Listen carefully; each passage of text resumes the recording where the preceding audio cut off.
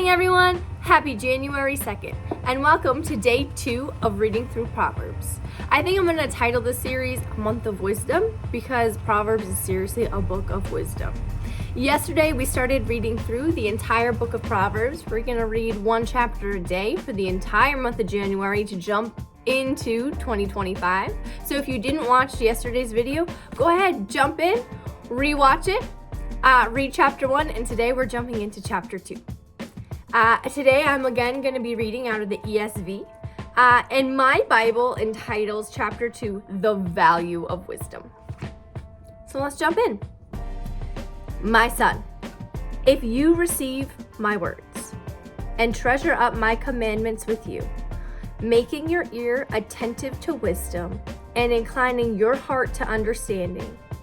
Yes, if you call out for insight and raise your voice for understanding, if you seek it like silver and search for it as hidden treasures, then you will understand the fear of the Lord and find the knowledge of God.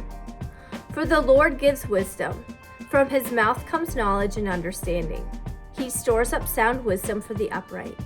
He is a shield to those who walk in integrity, guarding the paths of justice and watching over the way of his saints. Then you will understand righteousness and justice and equity, every good path.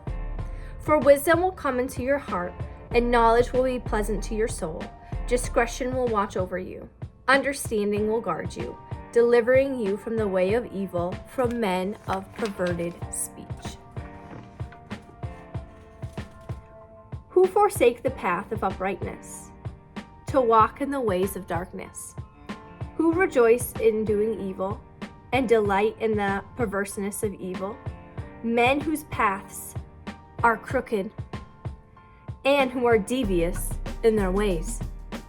So, you will be delivered from the forbidden woman, from the adulteress with her smooth words, who forsakes the companion of her youth, and forgets the covenant of her God. For her house sinks down to death, and her paths to the departed.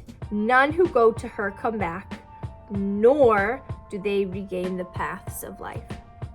So, you will walk in the way of the good, and keep the paths of the righteous. For the upright will inhabit the land, and those with integrity will remain in it. But the wicked will be cut off from the land, and the treacherous will be rooted out of it. One thing that has been really sticking out to me in this chapter in particularly is how we need to be searching for wisdom. We need to actively be seeking for wisdom. And it reminds me of one of my favorite verses in James. Let me flip there really quickly.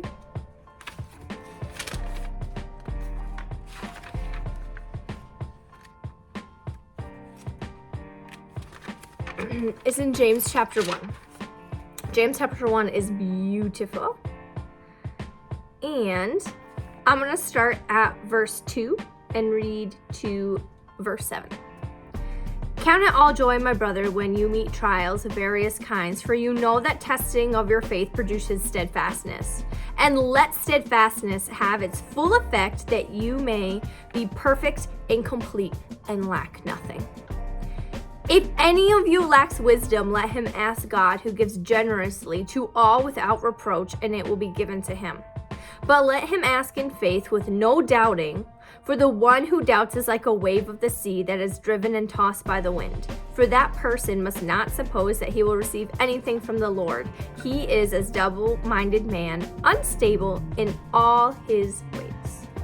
So one thing that I think I'm going to focus on, especially today, because I like to see how I can apply this, is taking a moment, and if there's anything that I am unsure about, I'm going to write it down, and I'm going to ask for the Lord's wisdom. And I'm going to do it all throughout the day. And sometimes if I can't write it down, I'm just going to take a moment, pause, and talk to God. Sometimes when we get in the busyness of our day, especially in my job, it's so fast-paced that I'll come up against a situation that I'm like, oh, I'm not really sure what I need to do. And then suddenly I almost feel like the pressure, like I need to solve this problem right now. But instead, I'm going to take a moment and remember this proverb that I need to seek wisdom. How can I seek it? Through prayer, through God's word. And remember that James chapter 1, verse 7 tells me I'm allowed to go to God and I can ask for anything.